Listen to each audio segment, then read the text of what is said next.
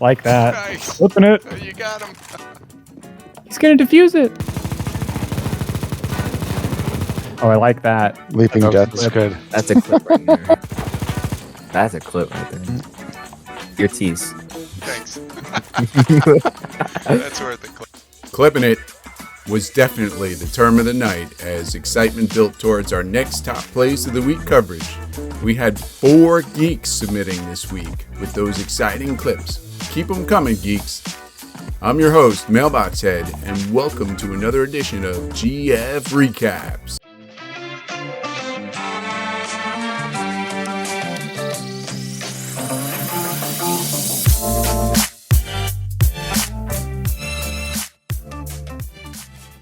Week 2 of the Summer of 21 season got started with a huge patch from Steam and the release of Operation Riptide.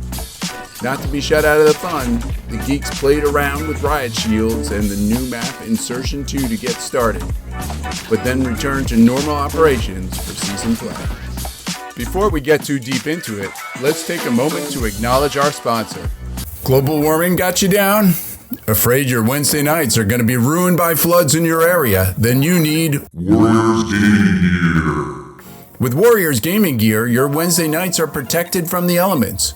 Was that your car that just floated by while you were headshotting your friends? Not to worry.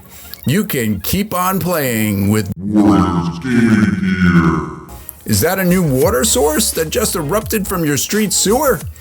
You need not worry because you have Warriors Gaming Gear.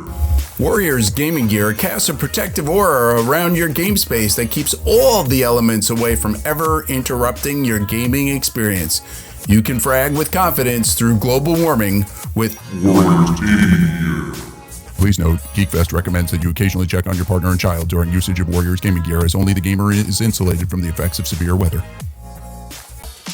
The success of last week's GF Recaps brought about some exciting team name changes, with Team Pizza now named the IPA Guzzlers and Team Kamikaze becoming the Django Gurus. Let's take a look at how they were set up for success in Week 2. This week saw the return of Edge, Omicron, and Ogre, which brought a closer balance to the teams, now only having a .06 KDR differential. Team IPA Guzzlers went into the night needing some amazing play as their average KDR was lower, and they took a real beating last week. Captain Kamikaze and the surprising Mailbox Head turned up the heat, playing .7 and .54 over their averages respectively. In fact, Kamikaze brought in dreamlike numbers with a 1.9 KDR for the night. Forget IPAs. GF fans around the world are now pounding Kamikazes as this silver tier hero dominates the season. Never to disappoint, you'll note our stats analysis has taken up another notch for you stats hounds out there. You know who you are, GF Edge. We now have all-time, season, and game stats side by side with the plus-minus indicator for performance versus all-time KDR. Sexy stuff, as we're always evolving here at Geekfest.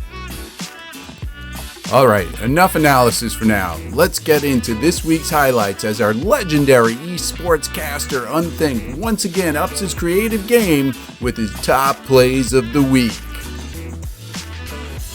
Ladies and gents, we're back for another exciting week of CSGO top plays. The carnage continues in week 2 of the season, and coming in for our number 3 of the week is none other than Warrior. Seeking 3 headshots in a row, slamming home 1, 2, and 3 in a game of Ring Run the Rosie with the CTs, Warrior looks for his final kill, closing out number 4 in the face, right on Unthink there. Ouch. Now, hate to toot my own horn, but golly, this was a fun one. An extended rotation into B site, forced to play from above. And they're throwing stuff in through Unthing's got to shut down a quick rush from the upper, while then turning to shut down Warrior's rush and quickly transferring to Edge to bring the count down to 4 on 3.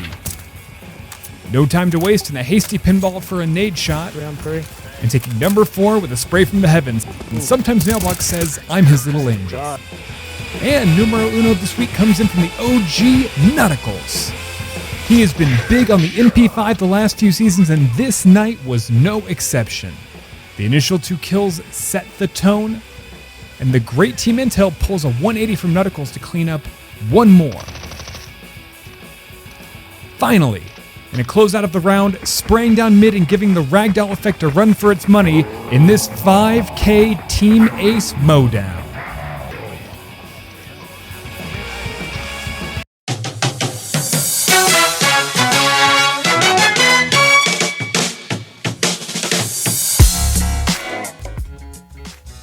If we look at the round performance for the week, we see the IPA Guzzlers got off to a powerful opener on DE Retail as they leaped to an 8-2 start in what they thought would be halftime, until they realized the Steam patch overwrote the round config file and they were going for 30.